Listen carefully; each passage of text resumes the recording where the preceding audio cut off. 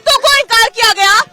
वकीलों की पूरी फौज खड़ी कर दी अदालत में जाकर के कि राम का तो कोई अस्तित्व ही नहीं है। और आज आप लोगों को दिक्कत हो गई कि राम मंदिर बन गया, तो भैया क्रेडिट क्यों ले रहे हैं? बीजेपी क्या कौन होती है कि किसी को बुला रही है, किसी को निमंत्रण दे रही है?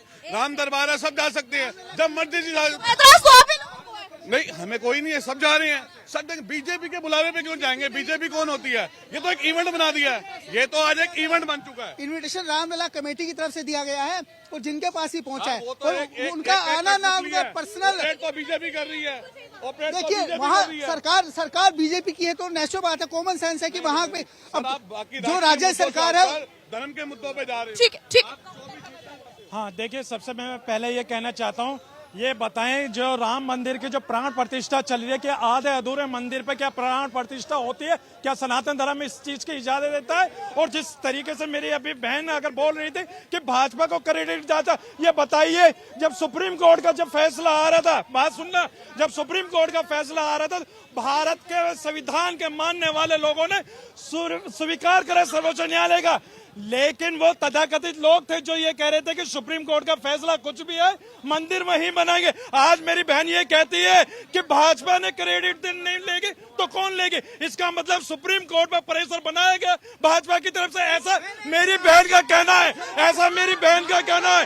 तो ये बताइए, सब सुप्रीम कोर्ट को इस तरीके से सुनिए, ना जब सुप्रीम कोर्ट का आपने नाम लिया तो इसका मतलब आपने प्रेशर में वो फैसला दिलवाया। सुनिए, कोर्ट कोई प्रेशर पे फैसला नहीं लेता। कोर्ट के ऊपर कम से कम विश्वास रखिए, कोर्ट के ऊपर विश्वास रखिए। नहीं निजाम साहब, मैं आपकी बात के पक्ष में नहीं हूँ, कोर्ट के ऊपर किसी का कोई प्रेशर नहीं है, आपको कम से कम कोर्ट के ऊपर विश्वास रखना चाहिए। देखिए सुनिए, अरे आप सुनने की हिम्मत तो रखिए। मुझे लगता है इतना बोल के आदत ही ऐसी बन गई है कि अपनी गलत चीजों में भी बोलते जाएंगे। आपने सुना, मुझे लगता है कि सर्दी की वजह से इनके कान में खराब हो गया। सुनिए, मैंने बोला कि अगर बीजेपी को बोल रहे हैं लोग कि बीजेपी इसका फायदा उठा रही है, तो आपको किसने मना किया था? आप फायदा उठा लेते। किसी और पार्टी को बीजेपी ने बोला कि आप फायदा मत उठाओ, और कैसा फायदा? राम मंदिर की स्थापना करना बीजेपी का फायदा हो गया। आधे अधूरे मंदिर का जनता की बारी, जनता से बात कर लेते हैं, जनता क्या सोचती है? देखिए, जो मंदिर तो बनना ही है, उसे भी करें। मंदिर तो बन गया भैया, अब कब बनेगा? बन चुका है। मंदिर में क्या परेशानी है आपको? वो तो बनेगा, वो बनना भी चाहिए। हाँ जी मैडम, ये जो उल्टी सी स्टेटमेंट दी जा रही है मंदिर के ऊपर, ये बहुत गलत है। क्योंकि मंदिर बना तो सबको जाना चाहिए, चाहे कोई भी हो, हर एक का हक है वहाँ जाने का। अगर वो जाना चाहता है तो जाए, कोई जबरदस्ती नहीं है किसी के ऊपर, ना ही किसी को रोकना चाहिए। लेकिन मुद्दा आज का जाने और न जाने का नहीं है, मुद्दा आज का ये है कि राम के ऊपर उदित राज ने टिप्पणी की है कि मनुवाद की वापसी हो रही है पूरे 500 साल बाद। किस प्रकार से सही है भैया? देखिए, जो बात कर रहे हैं, जो आज बड़े बड़े भाषण दे रहे हैं, टिप्पणी कर रहे हैं, सत्ता ने, इस जनता ने उनको 400 सीटें देकर सत्ता में बिठाया, तो क्यों नहीं बनाया? क्यों नहीं उनका उद्घाटन करने के लिए? और जो आज बात आ रही है, जो भाई कह रहे थे बीजेपी क्रेडिट क्यों लेना चाहती है, लाल कृष्ण आडवाणी मैनिफेस्टो में राम मंदिर का पूर्वकता से मुख्य उसमें रखा था कि हम मंदिर बनाएंगे। भारतीय जनता पार्टी ने, जब आप केजरीवाल चुनाव भी नहीं हुआ था, और जो बात करते हैं मंदिर, देखिए मंदिर के साथ साथ मस्जिद की जमीन दी, जो मेरा मुस्लिम भाई कह रहा है, तो आप मस्जिद क्यों नहीं बनाई? आप भी उद्घाटन कर लेते। अगर नहीं करना, प्रोपगेंडा रचना, ये देश की जनता जानती है, और देश की जनता ने सत्ता दी है भारतीय जनता पार्टी को। मैं तो कहता हूँ कि केजरीवाल को भी जाना चाहिए राम मंदिर में। केजरीवाल दिल्ली में क्या कर रहा है? ठीक है, और कौन बोलना चाह रहा है? को तो सपना आया था, उनकी माताजी ने कहा था कि यहाँ पर मंदिर नहीं, यहाँ पर स्कूल बनना चाहिए, उनकी माताजी कहा था, आज पलट गए। नमस्ते, क्या प्रश्न है? दिक्कत क्या आ रही है? अब तो इनको डेट मिल गया, अब तो जाएं, क्या दिक्कत आ रही है? ठीक है, ठीक है।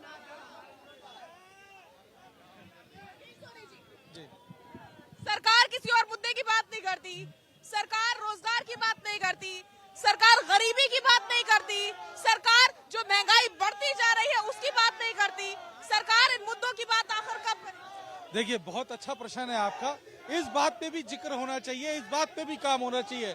लेकिन अगर राम मंदिर को लेके सारी चीज आप कनेक्ट करोगे, क्या पिछली सरकारों के कालखंड में हम इन चुनौतियों से नहीं लड़ने थे? अगर प्रतिशत की बात करें तो आप घटत बढ़त देख लीजिए। लेकिन अगर एक ही बात को लेके अगर हम सिर्फ उस मुद्दे की बात करें, उस राम मंदिर बनने से केवल लोगों की आस्थाएं खत्म हो रही है, विपक्ष को इतनी समस्या हो रही है। आप एक नेता की शादी में चले जाइए, इससे कई करोड़ रुपया खर्च होता है। राम मंदिर में पैसा खर्च हुआ, आप उस पर सवाल ये निशान खड़े कर रहे हैं, क्यों खड़े कर रहे हैं? क्या ये बताइए, इसी शादियां जितने भी नेता रहे हैं वो किसी भी पार्टी के हो सकते हैं, आज आप उस पर पैसा लगने से, राम मंदिर बनने से समस्या महसूस करें? किस बात की करें? देश का जो मैनेजमेंट है वो कोई भी सरकार अपने सवाली निशान खड़ी नहीं करती है, उसको भी काम करना है, उसको भी समझना है। और हर सरकार प्रयासरत है, कार्यरत है कि देश से काम किया जाए। लेकिन अगर हम ऐसा ही सोचें केवल एक मंदिर बनने से सारे मसले उठ जाते हैं, ये दुर्भाग्यपूर्ण है, ये नकारात्मक सोच है। नहीं, मैं ये कहना चाह रहा हूँ कि साजिया जी, एक सवाल है कि क्या भारतीय जनता पार्टी कोर्ट में पक्षधार थी? क्या पक्षकार तो भारतीय जनता पार्टी नहीं थी, संत थे। आज वो संत कहाँ गायब हो गए हैं? सिर्फ नरेंद्र मोदी जी फ्रंट पे क्यों दिख रहे हैं?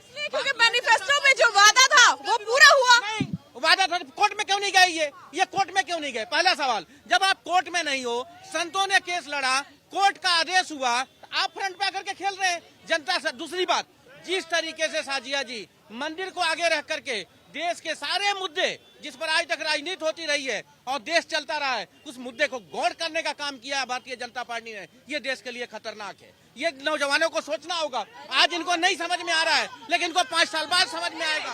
संजय जी, किसी सरकार, मैं कह रही हूँ कोई भी सरकार, एक सेकंड योगेश जी, किसी भी सरकार के कार्यकाल में कोई भी काम होते अच्छे या बुरे, एक सेकंड दिखा दीजिए, लोगों का जोश काफी ज्यादा हाई नजर आ रहा है।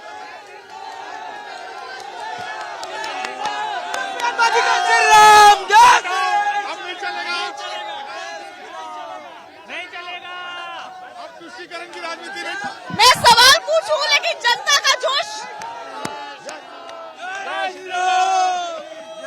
अरे सनातन का अपमान करेगा, सनातन का अपमान, हिंदुस्तान सनातन का अपमान नहीं सहेगा हिंदुस्तान। हम लोग 80% है, अब कभी भी कांग्रेस नहीं आएगा। कांग्रेस पार्टी अब खत्म हो रहा है।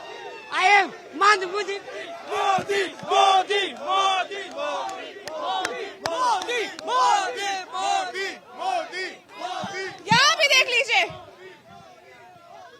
का जोश हाई नजर आ रहा है। सवाल जल्दी से पूछ लेते हैं, कोई भी सरकार होती है, अच्छे या बुरे कार्य सब कुछ सरकार के ऊपर जाता है, वो चाहे बीजेपी, कांग्रेस या कोई भी सरकार हो।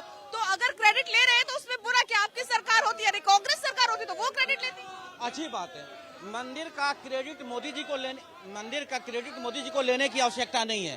मंदिर का क्रेडिट पूरा देश सरकार को देने को तैयार है। ये सरकार क्रेडिट ले कि 55,000 करोड़ रुपए से 205,000 करोड़ रुपए खर्च कैसे हो गया 10 सालों? मुद्दा बदलने वाली बात है। रोजगारी कैसे बढ़ी? संजय जी, मुद्दा बदलने वाली खराब हुआ। हॉस्पिटलिटी क्या हुआ? नहीं, मुद्दा नहीं बदल रहा है। मैं ये कह रहा हूँ कि आप मंदिर का क्रेडिट लें तो फिर बेरोजगारों का भी क्रेडिट लें, आप अशिक्षा का क्रेडिट लें, आपने जो देश में लोगों को भ्रम किया उसका क्रेडिट लें, किसानों के साथ जो हुआ उसके क्रेडिट लें। आज जो 2,700 किसान मरे दिल्ली के अंदर, उसका क्रेडिट कौन लेगा? वो किसान पाकिस्तानी थे, खालिस्तानी थे, वो कौन से लोग थे?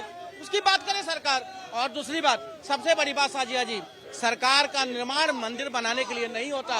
सरकार का निर्माण संवैधानिक हक जनता का देने के लिए होता है, जो उनको शिक्षा, स्वास्थ्य, बेरोजगारी, महंगाई से निजात दिलाने के लिए